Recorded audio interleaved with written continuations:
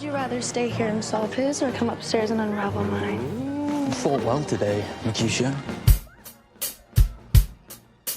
Well, as I said, one of us had to. Since boys, we've known each other's every word, but your life before now has been a grander secret than I've ever kept. But my secrets don't send swordsmen to our streets. They don't put you, Romeo, into the very heart of our sworn enemy. She's not our enemy. Of course she is.